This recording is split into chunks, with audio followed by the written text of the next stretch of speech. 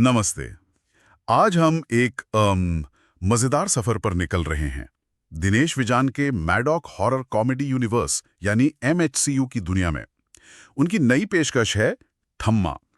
दिवाली पर आ रही है ये फिल्म और हमारे पास ना इसका एक बड़ा दिलचस्प रिव्यू आया है। टाइटल है Thamma movie review, bloody love story, बहुत सारा फन। तो आज हमारा मकसद साफ है। इस रिव्यू को थोड़ा खोलेंगे, समझेंगे कि फिल्म में क्या खास है, ये MHCU के बड़े नक्शे में मतलब कहाँ फिट होती है, और सबसे जरूरी सवाल, भाई दिवाली पर देखने लायक एंटरटेनमेंट का धमाका है या नहीं, खासकर अगर आपको स्त्री या भेड़िया जैसी फिल्में पसंद आई थी। तो चलिए सीधे मुद्दे पर आते हैं। देखते हैं इस रिव्यू में क्या खजाना छुपा है। अच्छा, तो इस रिव्यू में सबसे पहले जो बात ध्यान खींचती है ना, वो है इसका जॉनरा। ये सिर्फ एक और हॉरर कॉमेडी नहीं है। रिव्यू इसे कहता है, कोट कर रहा हूं, ये फ्रेंचाइजी की पहली out and out love story है, लेकिन ट्विस्ट ये है कि ये एक ब्लडी लव स्टोरी है। ये थोड़ा हटके नहीं है, मतलब हॉरर, कॉमेडी और साथ में एक खूनी प्रेम कहानी। हाँ, ये वाकई एक आप कह सकते हैं बड़ा और दिलचस्प दांव है। देखिए, MHCU ने हॉरर और कॉमेडी का एक सफल मसाला तो तैयार कर लिया है।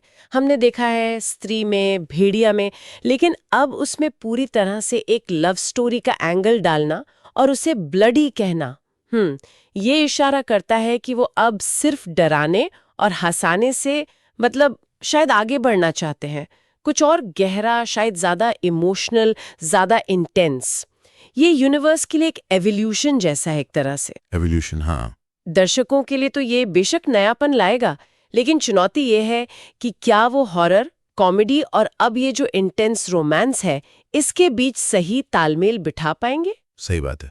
ये तिकड़ी संभालना मतलब आसान नहीं होगा। हर जॉनर के अपने लॉयल फैंस होते हैं, उनकी उम्मीदें अलग-अलग होती हैं। बिल्कुल, ये संतुलन साधना ही असली कला होगी। चलिए, अब उन पहलुओं पर आते हैं जिनकी रिव्यू में जमकर तारीफ हुई है। एक चीज जो मुझे बहुत मजेदार लगी, वो है हॉलीवुड के वैम्पायर कॉन्सेप्ट को पूरी तरह देसी बना देना। रिव्यू कहता है, हॉलीवुड स्टाइल वैम्पायर को इंडियन फोकलोर और कॉमेडी के साथ मिक्स करना सुपर्ब लगता है। और इसका जो उदाहरण दिया है वो तो मतलब कमाल है। आयुष्मान खुराना का किरदार आलोक वैम्पायर बनने के बाद इस बात से परेशान है कि अब वो अपना फेवरेट राजमा चावल नहीं खा पाएगा। आहा, हाँ। इससे ज्यादा देसी और क्या हो सकता है। बिल्कुल, और यही देसीपन, ये लोकलाइजेशन ही तो MHCU की जान रहा है ना। स्त्री की चंदेरी वाली सेटिंग हो या भेड़िया का अरुणाचल का जंगल और उसकी लोक कथाएं, मेकर्स क्या करते हैं, वो सुपरनैचुरल को हमारे आसपास की दुनिया, हमारी रोजमर्रा की चिंताओं, आदतों से जोड़ देते हैं। वैम्पायर का राजमा चावल को मिस करना सिर्फ एक मजाकिया लाइन नहीं है, ये उस सुपरनैचुरल किरदार को तुरंत जमीन पर ले आता है, रिलेटेबल बना देता है। सही की बात करें तो रिव्यू साफ तौर पर कहता है, comedy is on point, specially Paresh Rawal, Alok के पापा, की स्क्रीन प्रेजेंस। मतलब जब परेश रावल स्क्रीन पर हों तो हंसी की गारंटी तो रहती ही है। ये MHCU के लिए कितना बड़ा प्लस पॉइंट है। ये बहुत बड़ा प्लस पॉइंट है, इसमें कोई शक नहीं। परेश रावल जैसे अनुभवी कलाकार सिर्फ डायलॉग से कॉमेडी नहीं करते, उनकी टाइमिंग, उनके एक्सप्रेशंस कमाल के हैं। MHCU फिल्मों में कॉमेडी सिर्फ पंच लाइन्स पर निर्भर नहीं करती ना, वो सिचुएशन और किरदारों की रिएक्शन से निकलती है। हाँ, सिचुएशनल कॉमेडी। बिल्कुल, परेश रावल का होना इस पहलू को और धार देता है। ये दिखाता है कि मेकर्स अपने कोर स्ट्रेंथ यानी कॉमेडी पर पकड़ बनाए रखना चाहते हैं, भले ही वो नए जॉनरा जैसे लव स्टोरी को एक्सप्लोर कर रहे हो। ये एक तरह से दर्शकों को आश्वासन भी देता है कि भाई हंसी मजाक भरपूर मिलेगा। अच्छा, कास्टिंग पर भी जोर दिया गया है। आयुष्मान खुराना, रश्मिका मंदाना और नवाजुद्दीन सिद्दीकी, ये तिकड़ी अपने आप में काफी आकर्षक लगती है। रिव्यू कहता है, आयुष्मान, रश्मिका मंदाना तड़का और नवाजुद्दीन सिद्दीकी यक्षन को एक साथ देखना पैसा वसूल है। और ये भी मेंशन किया है कि आयुष्मान और रश्मिका की केमिस्ट्री फ्रेश लगती है। इस कास्टिंग के पीछे क्या सोच हो सकती है? ये कास्टिंग बहुत सोची समझी लगती है, मुझे तो ऐसा ही लग रहा है। आप देखिए, तीनों कलाकार अलग अलग तरह के सिनेमा और ऑडियंस अपील के लिए जाने जाते हैं। आयुष्मान खुराना, उनकी unique script choice, middle class appeal. हाँ बिल्कुल। रश्मिका मंदाना, उनकी जबरदस्त पैन इंडिया फॉलोइंग है आजकल, नेशनल क्रश। हाँ। और नवाजुद्दीन सिद्दीकी अपनी इंटेंस एक्टिंग और ग्रे किरदारों के लिए जाने जाते हैं। इन तीनों को एक साथ लाना दिखाता है कि फिल्म का स्केल बड़ा है। मेकर्स हर तरह के दर्शक को टारगेट कर रहे हैं, जो आयुष्मान की सेंसिबल कॉमेडी पसंद करते हैं, जो रश्मिका के फैन हैं और जो नवाज की दमदार एक्टिंग देखना चाहते हैं। और ये फ्रेश केमिस्ट्री का जिक्र अहम है, क्योंकि अगर ये ब्लडी लव स्टोरी है तो लीड पेयर के बीच की वो चिंगारी, वो कनेक्शन फिल्म का दिल होगा। सही बात है। अच्छा, और जो लोग MHCU के पक्के वाले फैन हैं, उनके लिए भी इस रिव्यू में अच्छी खबर है। लिखा है, स्त्री और भेड़िया वाली यूनिवर्स से रेफरेंसेस देखकर फैंस को मजा आएगा। ये फिल्म यूनिवर्स को आगे ले जाती है।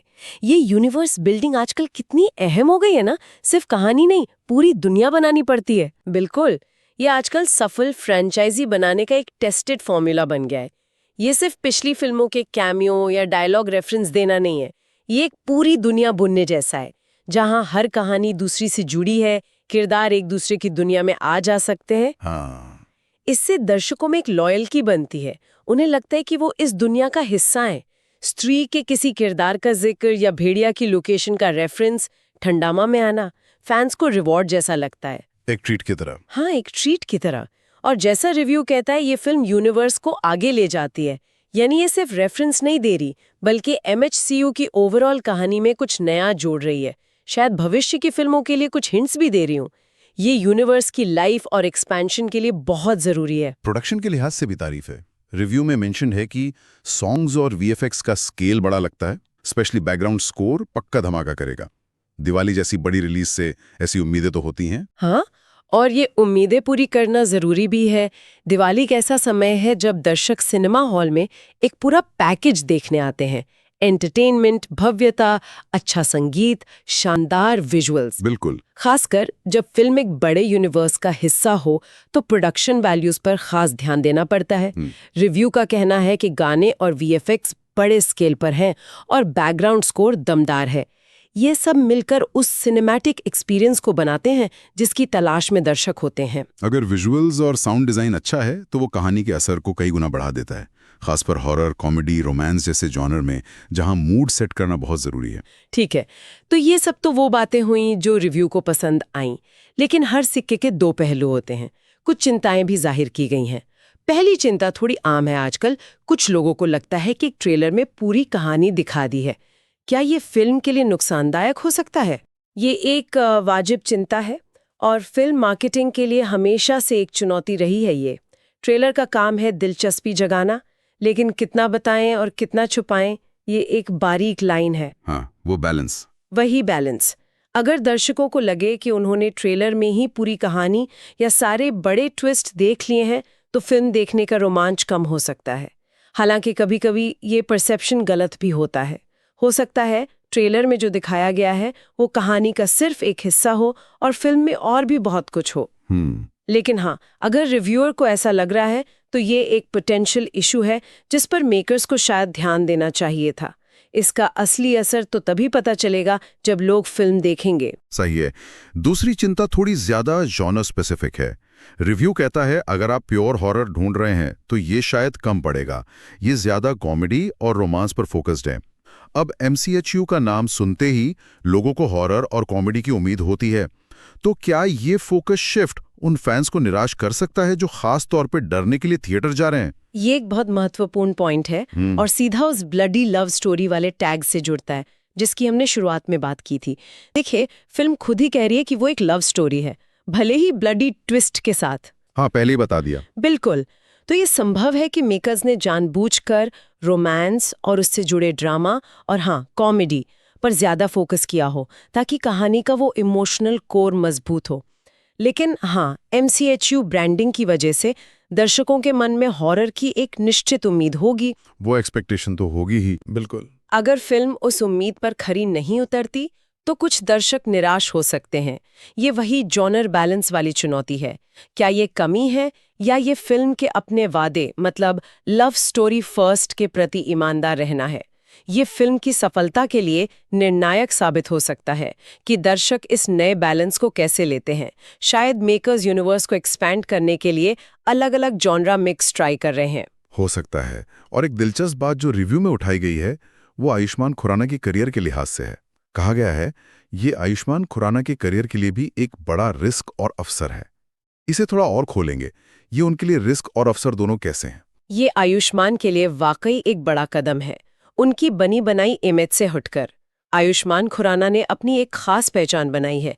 वो रिलेटेबल किरदार, सामाजिक मुद्दों पर बनी हल्की फुल्की फिल्में, middle of the road cinema के पोस्टर बॉय बन गए हैं, है ना? हाँ, उनका एक जॉनर सेट हो गया है। बिल्कुल। थम्मा के साथ वो पहली बार एक फुल फ्लेज्ड बड़े बजट वाले सिनेमैटिक यूनिवर्स में जा रहे हैं। एक सुपरनैचुरल किरदार वैम्पायर निभा रहे, जो उनकी पिछली फिल्मों से बहुत अलग है। रिस्क इसलिए है क्योंकि उनके कोर ऑडियंस, जो उन्हें रियलिस्टिक किरदारों में देखने के आदी हैं, क्या वो उन्हें इस फैंटेसी वाले अवतार में स्वीकार करेंगे?